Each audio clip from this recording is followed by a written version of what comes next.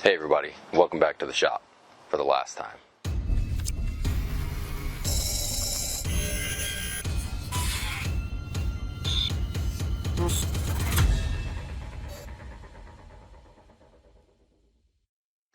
This is a tarp basically I built to go over this whole section. It connects to the fence over here, and that protects me if I gotta work out in the rain, which is pretty often. I've got my table saw here. It's a Delta something or other, I don't remember. It's a 10-inch table saw, works pretty good. The whole top of this thing was rusted out. I replaced I redid the whole top. These hinges here were for an outfeed table that would fold up that I've since removed. And it's got casters on here so I can bring it in and out. And now I'm going to switch to the wide angle, the super wide angle, just so we can see better in the shop because it's really hard to film in there. It's about 4.5 feet from stud to stud on the inside, so it gets really cramped. But if I switch to wide, gives you better perspective. And we'll just walk around and come inside. I've got some wood storage back there. This is a bandsaw. It's a 10-inch Delta bandsaw, and I wanted to use it to do a little resawing and to cut rounds for bowls, and I couldn't find the blades that I needed, which are 3/4 inch blades ideally, and it also was underpowered. So I took an air conditioner motor and I put it on here from a swamp cooler. It's direct drive to the wheel on the bottom now. It's got a little bit of wiggle in the wheel, which is just enough to scare you, but it works. Works really well. Super powerful now. As you can see, everything's crammed to the ceiling. Got toolboxes here. Most of them are labeled. Most of them are supplies and different things for different projects and whatever else. All my saw blades are over here. I've got a bunch of things for the table saw here. All the clamps over there. All the finish comes all the way down here behind the toolbox.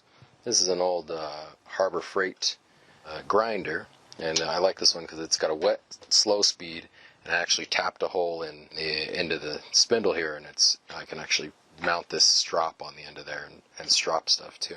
And I've also got this little router that I built. You can just lift this up and put it on a table, and it works really well too. It's got I think it's got a 2 horsepower router in there. A bunch of little table saw sleds and saws that I use, hand saws. This is kind of the hand tool wall, so to speak. So just hammers and screwdrivers. Most of these are up here on magnetic strips because it's just a little too much room, too much work to put in like French cleat stuff. And chisels and rasps. I've got a bunch of stuff that's missing from this wall because I'm working on a project somewhere else, but a million pencils because you're always running out of pencils. So if we look up, there's also this top of this thing is here, and this portion is about 6'3" maybe, so it's pretty easy to bump my head on. This right here is, the bottom of this door is 5'10", 5'9", and I'm 6'1", so I've hit my head on it more times than I can count. And let's see, so there's sort of a little spot here for diagramming. There's some more clamps down here, more clamps up here. It's basically just shoving everything anywhere you can find to put it. This is from a bathroom fan, and I just made sort of a dust collector. It seems pretty cheesy, but it actually works for the smallest space. It'll clear the dust out of here in a couple minutes. The work table, and I wish I could show you guys every little thing in here. Maybe I'll do a longer video showing that. There's this little 25-pound anvil that I really love. A friend gave this to me as a gift, and I didn't realize how often I'd use it, but I use it all the time. Just about all my handheld battery-operated tools are Rigid, just because I like the brand. I'm pretty familiar with it. They've helped me out a bunch of times when stuff goes wrong, and they'll fix it for me under a warranty. These walls aren't finished. It's just studs, and I made sort of shelf pin strips and put them in there, and so I can adjust the shelves.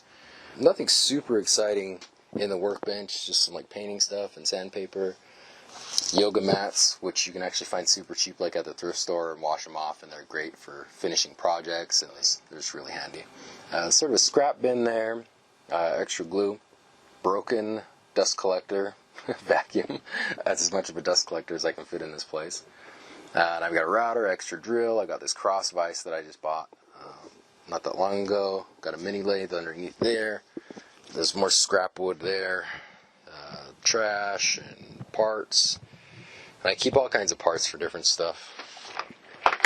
Like, you never know when parts come in handy. I keep all these weird little things that I find. This is all plastic parts, and they come in handy all the time.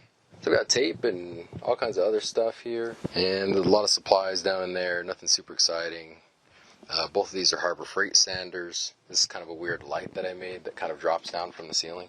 Just got LEDs on the underside of it. A Craftsman 8-inch drill press. Let's see, this is my favorite tool in the shop, which is a Shopsmith 20-inch scroll saw, and I use this all the time. Scroll saw, it's definitely my favorite tool. It's a workhorse. I needed a little tune-up when I bought it. I think I got it for like 120 bucks from a guy out of his garage. The big stuff usually goes for cheap because people don't have room for it. So I sharpen my own saw blades. I've got a saw blade sharpener, all the belts for those, for the sanders. And I've got a drill bit sharpener, which I never use because I just do them freehand. I also got a fire extinguisher, which I've never had to use, luckily. And that's pretty much it. If there's anything real specific you guys want to know about, go ahead and ask me in the comments. I'll try to post a longer video with more detailed information for those who want to watch it. I know not everybody's interested in that. So if you follow my Instagram, you probably know that for the last year and a half I've been building a new shop that's about 6 times the size of this one. It's going to afford me bigger projects, more creative ideas, and way better videos. So I'm going to be closing this shop down, taking everything out of it, and putting in some shelves and some other things just for material storage. So with this new shop, I've done everything from the ground up, from pouring concrete all the way to the finished building. I filmed the entire process, and I'll be putting out sequential videos showing you the process on my channel soon. So stay tuned, be sure to subscribe. Lots of interesting, cool new projects and adventures coming up. And until the next video, you guys have a good one. I gotta start doing that.